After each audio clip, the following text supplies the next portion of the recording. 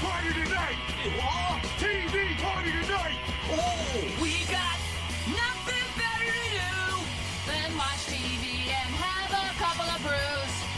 Don't want to talk about anything else! We don't want to know. We're dedicated, yes, to our favorite shows! Oh, my circuits! Everybody loves Hippo Scary dog! Dancing at Blurnsville. Futurama! Good evening. You are listening to a Radulich and Broadcasting Network premiere podcast TV party tonight. I'm your host, the man data reporter, and frankly, I'm mortified, Mr. Mark Radulich. And tonight, our favorite show is She-Ra, Season 3, brought to you by the good people at Netflix and DreamWorks. Joining me, and Mattel, as a matter of fact, and NBC Universal Television. Yeah, I finally got it all. Joining me, as she has for the past 2 times that we've looked at this particular series, from Honeysuckle Rose Creations. She's on the road again, and she don't know where she'll be traveling when. Ladies and gentlemen, it's Alexis Hejna. How do you do, madam?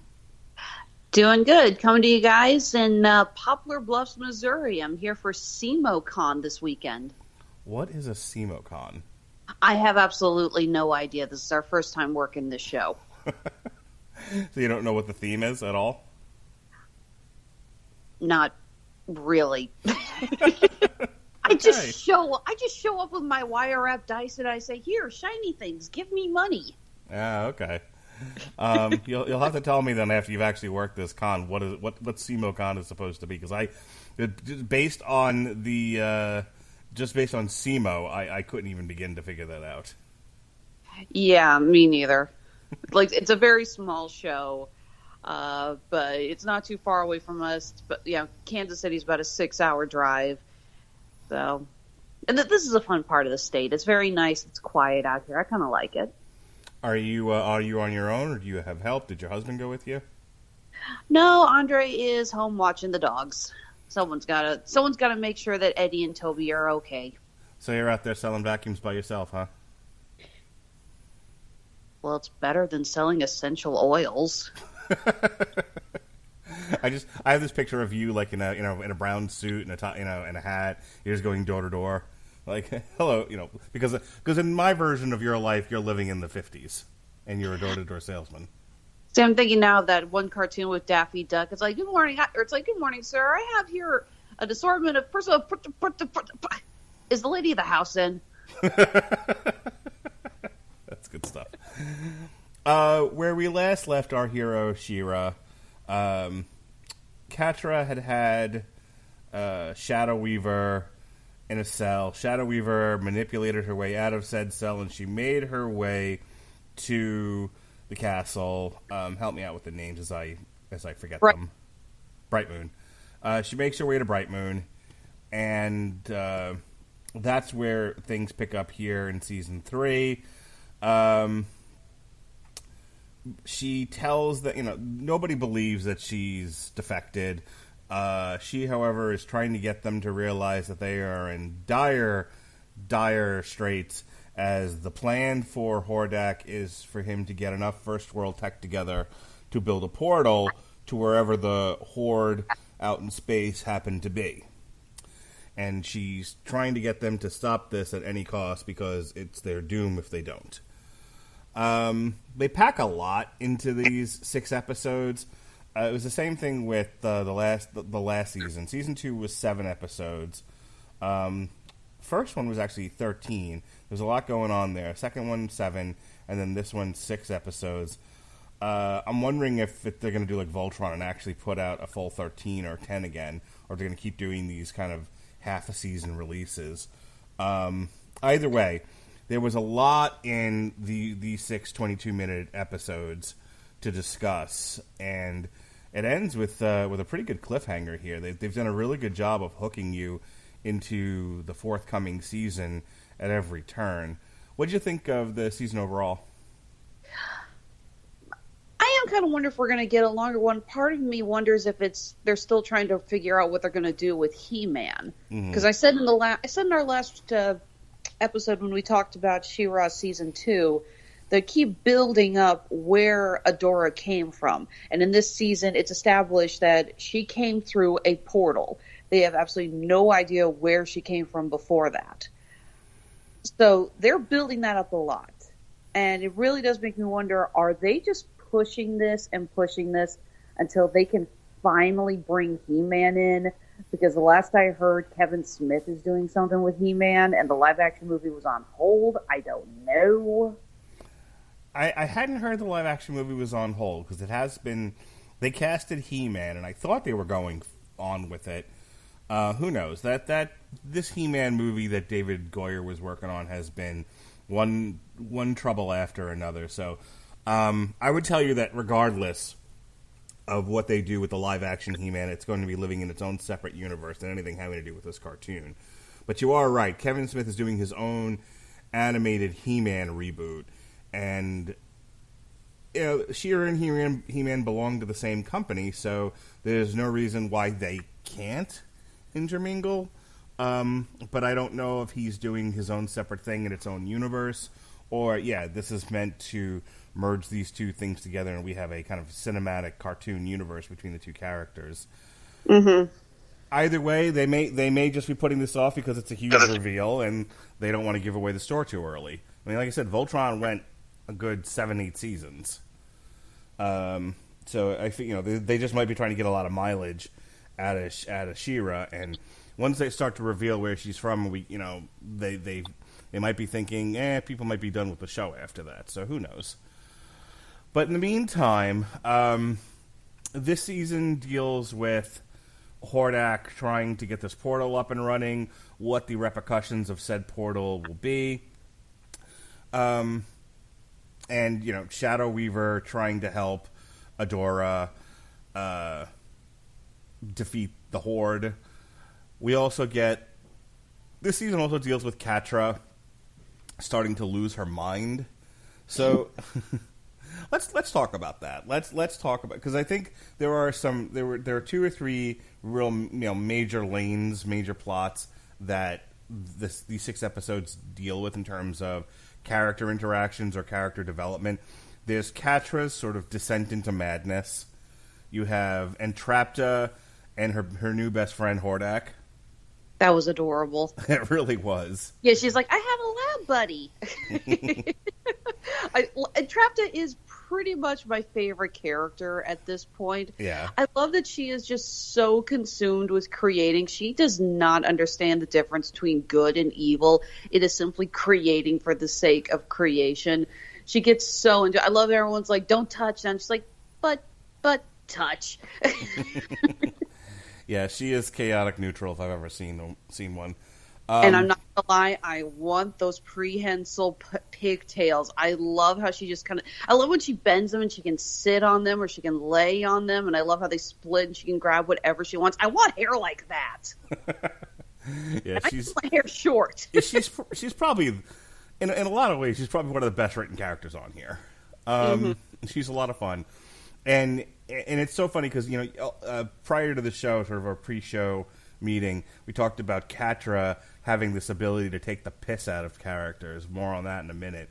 And Entrapta does a fair bit of that herself, just not directly. When you look at Hordak for the first 2 seasons, and even going into this one, is your sort of stereotypical, Cobra Commander, Serpentor, Skeletor, Mumra. The James Bond villain stroking the cat in his chair saying, it's like, do it. Yeah. Right. He wasn't a character. He was a plot motivator, pretty much.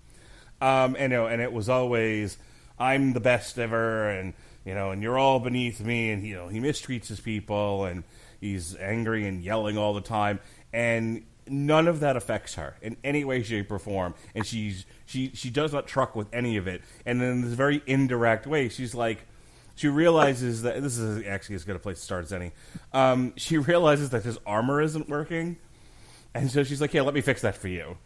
And Hordak, who is the leader of the Horde and the ultimate evil, and she, in her mind, just reframes him as her lab buddy. They're creating together. They were an adorable couple. I did like Hordak's new look with the new armor, but when he had removed it, you see he's kind of got the mohawk flopping to the side. I think my exact words were, "Oh, Hordak's going through an emo phase," because that's what it looked like.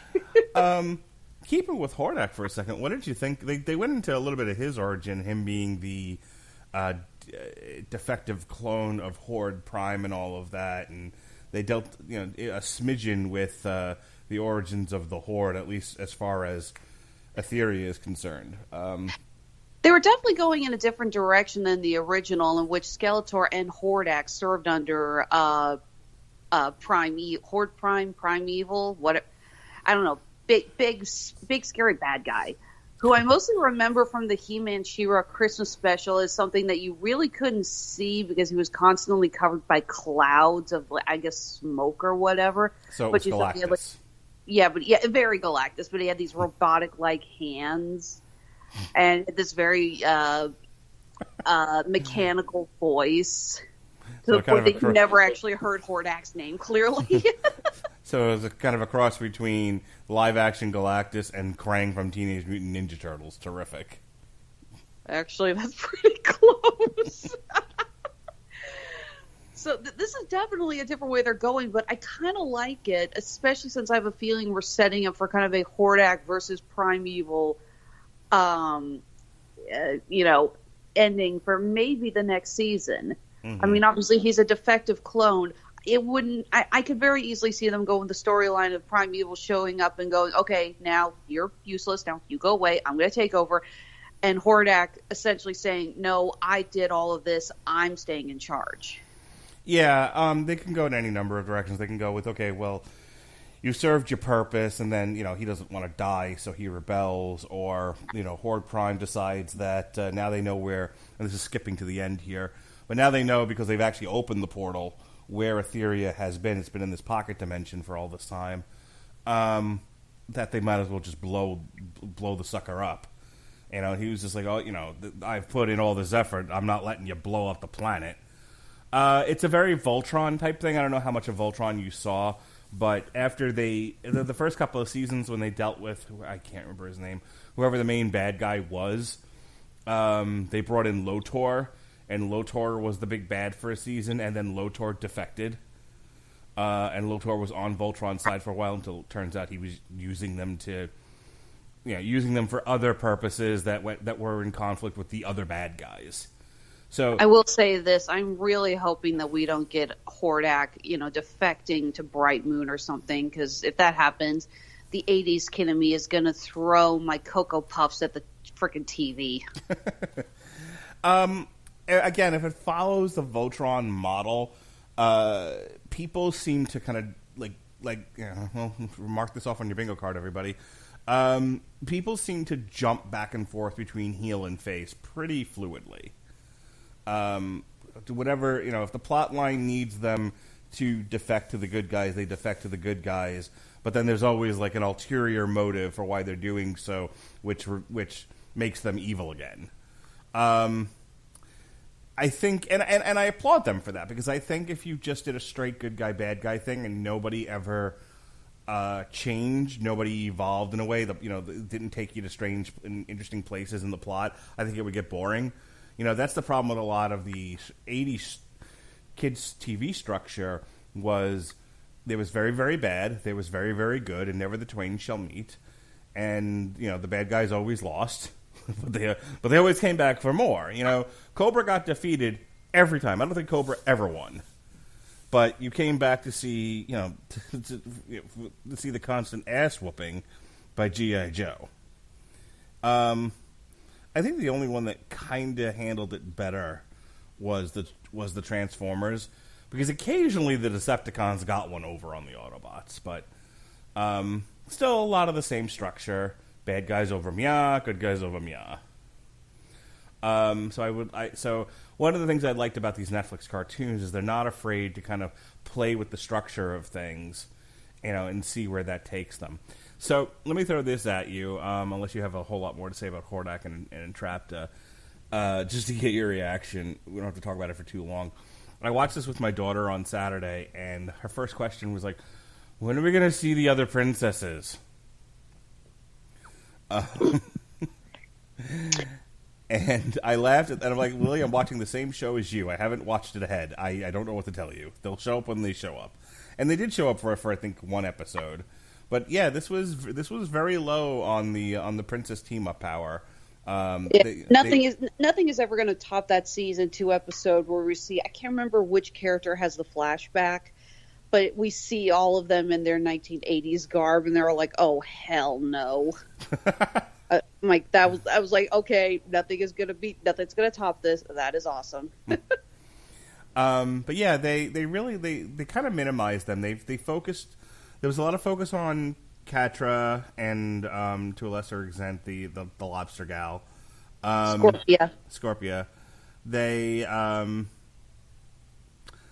I didn't think they gave the good guys much. I mean, there's a bit of a stretch over a few episodes where they're dealing with the Crimson Wastes, but a lot of this focused on the bad guys. So, well, that's the problem with having only 6 episodes in a season. You really don't get to develop a lot of characters. I mean, think about most seasons of TV shows that we watch on a regular basis have at least 13, usually going to about 20 episodes. Mm-hmm. This was only 6. Not to mention we had to introduce Huntara, our new character there. Voiced, interestingly enough, by Gina Davis, a woman I never would have picked for voiceover work, but you know what? It works. It's what I'm listening. I was listening to him like, you know what? I can't see Gina Davis making a lucrative career as a voiceover actor, but her voice works really well for Huntara. You know, as you get older in Hollywood as a woman, it's harder and harder to find roles. It's one of the few things they haven't really changed about Hollywood. I mean, occasionally you get something that's just made for elder women, but you know, Hollywood's a young woman's game, and so you know, Gina Davis just had a role on Glow, but I think outside of that and then this voice role, I haven't seen Gina Davis in a lot. So I'm sure at this point, you know, she's taken what gigs come her way, and she's happy to do them. Yeah, what was the line from Goldie Hawn? There's 3 roles in Hollywood for women: Babe, Tina Turner, and Driving Miss Daisy. And Goldie Hawn would know. So, all right, let's unless you have anything more there, let's talk about Catra. Mm-hmm. So they built this up last season. Last season, Catra became kind of head of the Horde as far as the ground forces go, and over the course of 7 episodes, she's manipulated by Shadow Weaver, and we talked about this in the previous 2 shows regarding Catra, that she's one of the parts of her character is dealing with abandonment, dealing with abandonment, also feeling passed over and looked past. Like, you know, what starts out as a friendly kind of rivalry with Adora sort of evolves into outright jealousy and this need to prove herself. And then I think the final straw was Shadow Weaver escaping and her end up being imprisoned. Hordak goes to kill her, goes to execute her, and Entrapped is like, no, I need her. She's really good at finding first one's tech. So let's use her for that. And then kind of Catra just, more so than the previous seasons, really blossoms into this really great personality disordered antisocial character who, as I said earlier, really takes the piss out of those around her. You know, like she has a great force of personality, which really reaches its heights when she confronts Tongue Lasher, who is this, you know, big, beastly, strong character, and she's just no fear at all, and outright making fun of him and bringing him low right in front of everybody else. It's a great bit. Absolutely, and like I said when we were talking earlier, I love that she's making fun of the name Tongue Lasher. I'm like, have you been paying attention to anyone else's names? You know, I'm sure if she has the opportunity to make fun of other people's names, she will. But it served its purpose in that particular scene. And otherwise, don't know, but I love the symbol on the jackets. The kind of, it's like a bit of an atonement symbol with the snake eating its tail. Nice touch. We see Catra, do all of that when she's in the Crimson Wastes, and then they finally get back to the Horde base, and now it's a race between the good guys and the bad guys to stop this portal from being opened, because what Entrapta figures out is that if they open up this portal, they're going to blow reality up. I think somewhere around there they also figure out that Etheria is actually not in space anymore, and it hasn't been for quite some time. It's in this pocket dimension that that one of the earlier Shiras had opened to protect it from the Horde. Yeah, and again, we get to see more of Catra just completely losing her mind. We get that scene when she finally finds out that Shadow Weaver escaped and is in Bright Moon. And again, you really only see Catra's face for a minute, but she's just got this expression on her face that her mind is blown, and not in a good way. She walks in and she's like, okay, no more games, get the portal open, and she is officially gone off the deep end. Yeah, she's less interested in the mission, so she's more interested in... She has to prove that she's better than Adora. That, Adora is sort of... In her mind, her perception is that everything goes Adora's way. People lift her up. They seek her company. Everybody sees the value in Adora, and nobody sees the value in Catra except for Scorpia, and she doesn't seem to care about Scorpia. To top it off, Adora defected from the Horde. She is a traitor to them, and yet when Shadow Weaver goes to her first, in Catra's mind, it's not just that Adora always gets everything. It's that she's basically screaming, she is a traitor. Why do you not see this? That's part of I think that's a good chunk of the reason why she just is so gone with her obsession with Adora. It's not just wanting to be better than her. It's wanting to prove that she's the better soldier because she stayed. Right. And that's the interesting debate between Adora and Catra, because Adora is still trying to bring Catra over. Like, Adora defected because she saw the inherent evil in the Horde, and she no longer saw value in the mission. She saw that that the mission of the Horde was a bad thing, and so that's why she defected. And she's trying to get that across to Catra. She's like, none of us have to be here. None of us have to support this regime. If you would only see that, you're on the wrong side of history here. And Catra's like, no. I'm not on the wrong side of anything. I'm on my side. And I think for Catra, it's not a matter of morality so much as it is a matter of might and weakness. So she doesn't see the forces of Bright Moon as particularly strong. She sees, at least my opinion, she sees the Horde as a mighty force. And so she's like, I'm not really interested in the moral implications here. I'm throwing in with the side that's going to win. This is actually something we haven't really discussed. We know that there are other, candidates in the Horde, like Kyle, who, the butt of everything. I love that he's such the butt of every joke that when Catra gets somebody else thrown under her, she goes, I'm going to name you Kyle. The name Kyle has just become, that has become the ultimate insult now. But it makes you wonder, we know that Adora defected from the Horde because she did not know that they were evil. She was manipulated. She was kept inside the Fright Zone. She was fed the propaganda.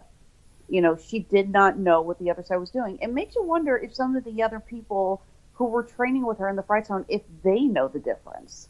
Yeah. It's kind of hard to believe that Adora is the only person that has been brought up in the propaganda of the Fright Zone, and but she was the only one who just suddenly realized, oh wait, there's a side B to all this. Yeah, it's not something they've dealt with yet. They may or may not. Who knows? I guess I don't want to get too far on a rant. I don't want to get like depressing about this, but when you think about the atrocities certain armies throughout history have committed, they were able to do so because the leadership, were able to convince them that the enemy was less than human, and this is what they deserved. These are animals, and this is how you treat animals, that sort of thing. And so you can get yourself to believe anything is right under the right circumstances. I think our current government has proven that. So, it's a children's cartoon. I don't think you're going to see too much of that. I think then you sort of lose your intended audience. But there are minor elements of that, just enough to get a discussion going among us adults who happen to watch this thing. This all leads to Catra opening the portal just to prove a point, and then Adora spends 2 episodes living out this fantasy that Catra has created, where they didn't break up and she didn't defect to Bright Moon. But Adora sort of figures out along the way that this isn't real, and then she has to shut the portal down. So let me stop there for a second and deal with one of the few things that the good guys were dealing with, and that is the Queen and her daughter. Gosh, whose names are Glimmer. Angela and Glimmer, yes. So Angela and Glimmer probably got, the only real plot line of the entire series amongst the good guys. This was a season, like I said, very heavily focused on the bad guys. And so the only thing the good guys got was this philosophical debate between Angela and Glimmer about what is the nature of bravery, what does it mean to be responsible for people, and we have sort of clashing heads on that between Glimmer, who's very much a she's very much a soldier, and she wants to go fight the fight and take the risks and do what she has to do. She realizes sort of the gravity of their situation, that this is war. You have to take risks, or eventually they're going to lose all the advantages that they have, and they're going to get wiped out. The end is nigh, and if they don't take some bold moves, that may end up getting someone killed. They're all going to die. And you have Angela, who I think she's very conservative in how she goes about things, and she definitely doesn't want to risk Glimmer getting into any kind of danger. And that's where I think the bulk of the debate between the two lies. What did you think of Glimmer and her mother? I think we see a lot of that, especially when we get the final episode and we see the alternate reality of King Micah still being alive. I feel that Queen Angela, I keep wanting to say Angela just because it rolls off the tongue so much either, but no, it's Angela. There actually is, emphasis on the "la." And I get the feeling that she is very terrified of losing her daughter the same way she lost her husband. I can't remember if they said what happened to King Micah. I can't remember off the top of my head. I was under the impression he got killed dealing with Shadow Weaver. Was that it? I don't know. Some of the episodes start to blur together after a while, unfortunately. Yeah. I will say the whole alternate reality thing, was anyone else getting serious House of M vibes from this whole thing? You expecting someone to yell at "No more mutants"? Yes. I'm actually trying to find the episode where they show you the flashback of Shadow Weaver. I think it's in season. Yeah, I think it's season 2. Let's see here. I want to say, yeah, it's not the finale. Yeah, there's an episode. I'm on the wiki here, but it doesn't say how it ended. Mentoring the young apprentice Micah until her pursuit of dark magic to end the war corrupted her and led her to join the Horde. But it doesn't say what happened to him in the wiki. And there's been so many episodes now, I legit cannot remember what exactly there. I vaguely remember her dealing with dark magic ended up affecting him in some way, and he died. I'd have to rewatch the episode, though. In any case, that's where they deal with that. But so it's part of the reason why they spend the first episode, where Shadow Weaver's like, the train is coming, and Angela's like, I will not listen to you. You're the reason why my husband's dead. Nice touch, by the way, showing that She-Ra's unlocking her healing powers. That was one of her abilities in the 80s series. One that it took her a little while to discover. So, again, nice nod that they're still unlocking some of her abilities. Yeah, I like that. That was a big trope in Voltron as well, where the Lions and then together as Voltron, they kept along the... none of this stuff comes with an instruction manual.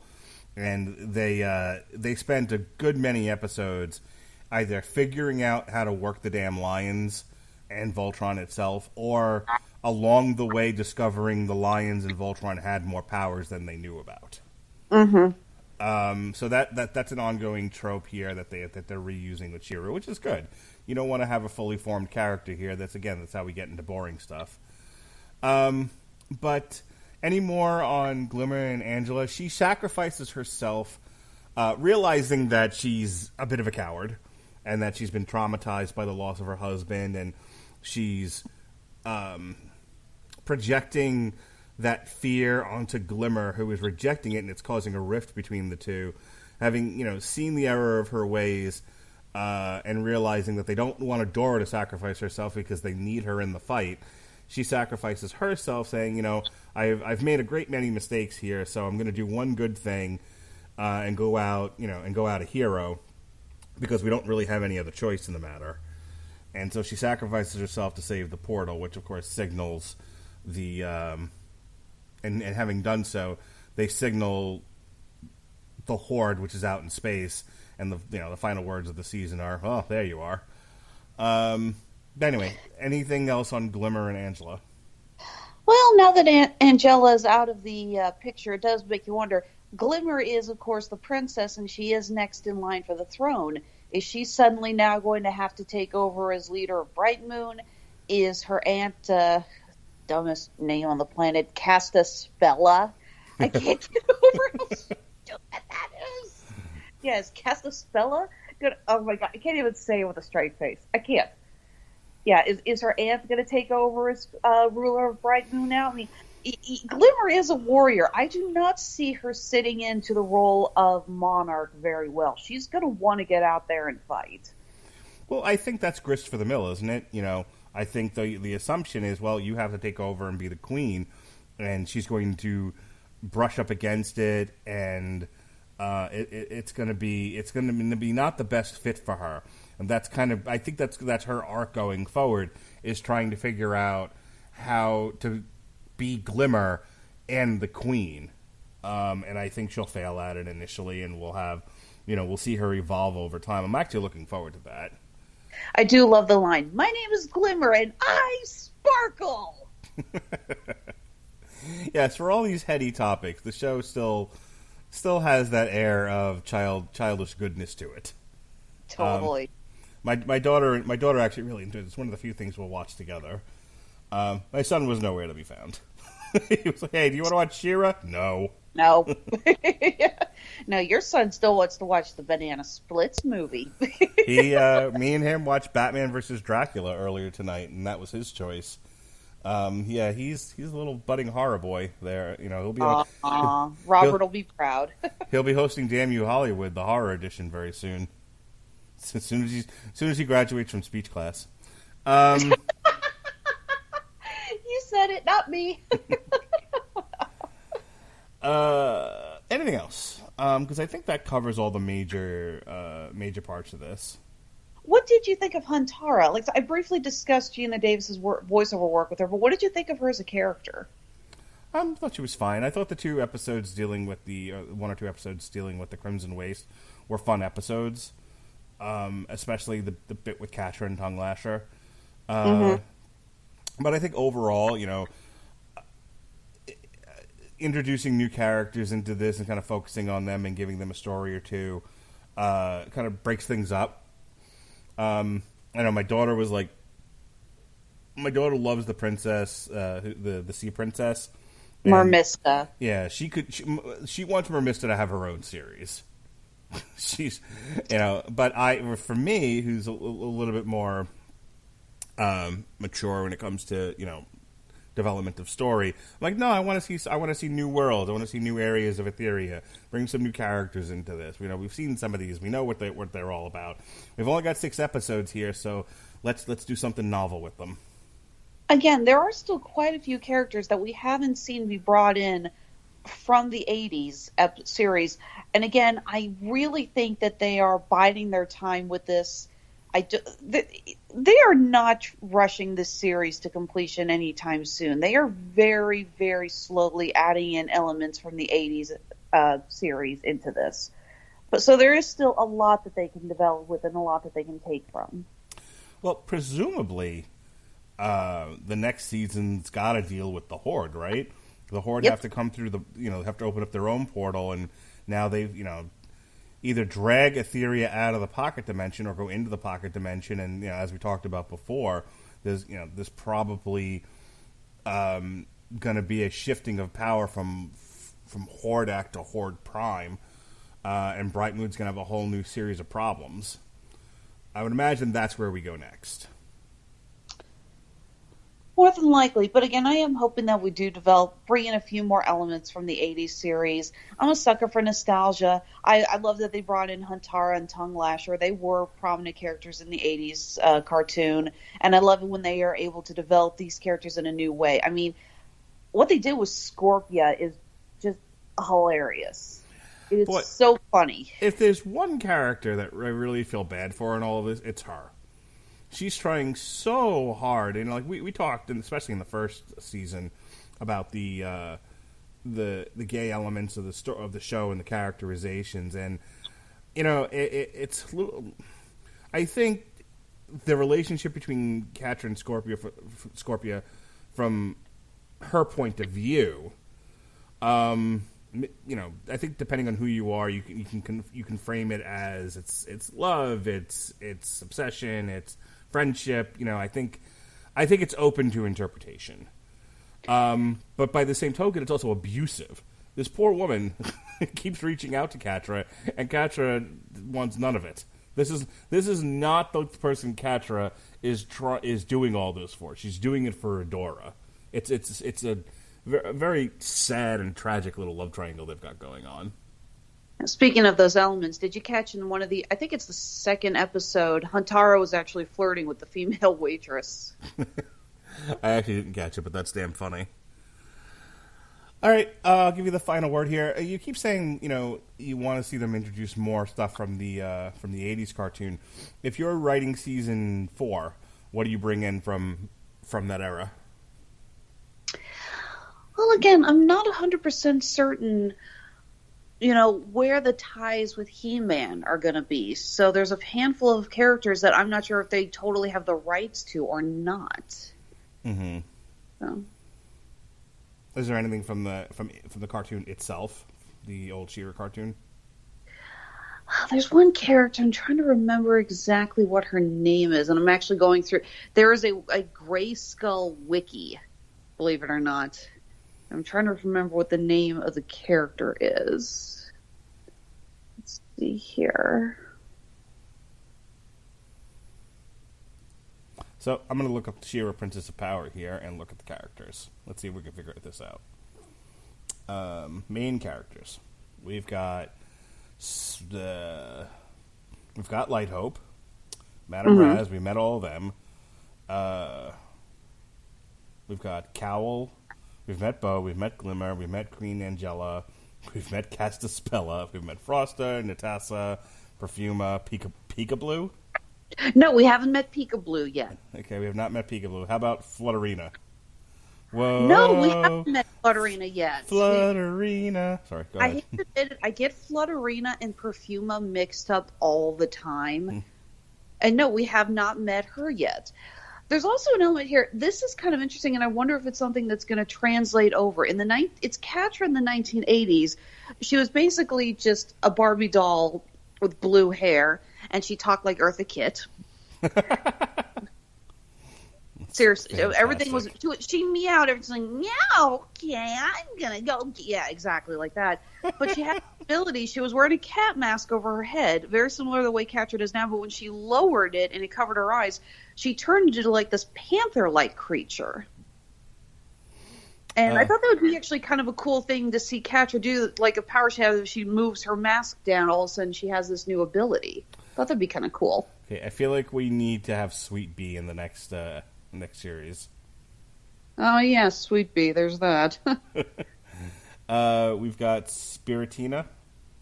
Haven't seen her. I guess I'd also like a little backstory on some of the other princesses. Like you said, we don't get a lot of time with them in this season. And again, 6 episodes, very definitive plot line. They got to get from point A to point B with this. I get it. You don't have a lot of time to focus on the others. But our Mr. Perfuma, Frosta, and even Entrapta, my favorite character, there's some backstories there, and I'd like to learn a little bit more about them and their kingdoms. Okay. That being the case, I think we've covered all the major points here, and we can close up shop. What do you think? I think that sounds good. All right. Go ahead and, once again, plug your Honeysuckle Rose Creations there and tell them where they can find all your wares. Intersection of Geek and Cheek. Again, this weekend we're in Poplar Bluffs for CMOCon. This is our first time working this show, but our folks up at Cape Comic Con in Cape Girardeau couldn't recommend it enough. And then next weekend, we are bolting out a little further east to Cincinnati Comic Expo. It's one of our favorite shows. We go to it every year. I am so excited to be going back to that. The massive U-turn going across country, not so much, but I'll live. And as always, you can find our stores on Etsy and Handmade at Amazon, and you can find us on Facebook, Instagram, and Under Protest Twitter. Alrighty. As for me, let's see here. We did It Chapter 2 earlier in the week. It's Onslaught Month, all month long here on the Radulich and Broadcasting Network. We reviewed the new Kill Switch Engage. We're supposed to be doing some boxing coverage tomorrow night if Robert gets done with reviewing TNA Impact for 401 Mania in time, so that's up in the air. But Pat and I are definitely doing a watch-along for Bloodsport 2, so go ahead and check that out once it drops. There'll be Dark Crystal Age of Resistance review and a review of Clash of the Champions and AAA Invades New Madison Square Garden. We'll take a look at both of those on the 17th. We've got Tarja in the Raw on the Metal Hammer of Doom. Sean and I will be doing an on-trial for the Dark Crystal. There'll be some more boxing coverage on the 21st. We'll also keep an eye on that Area 51, and it devolves into hilarity the way I hope it will. I think Alexis and I are going to get together and have a chat about it. Mostly we're just going to point and laugh.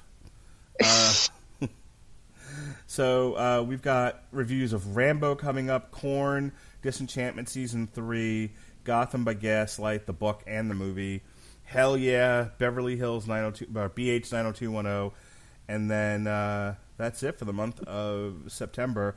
October is all horror-type things all month long, so when it gets a little bit closer, we'll advertise those as well. We'll plug those. You can check out our shows on Legion, our watch-along for Khabib versus Poirier, our last wrestling show, which was New Japan, Royal Quest, NXT Cardiff, NXT UK Cardiff, and AEW All Out. So, anything you're looking for, we've probably reviewed it here on the Radulich and Broadcasting Network. So, for Alexis Hejna from Honeysuckle Rose Creations, this has been TV Party Tonight. Be well, be safe, and behave.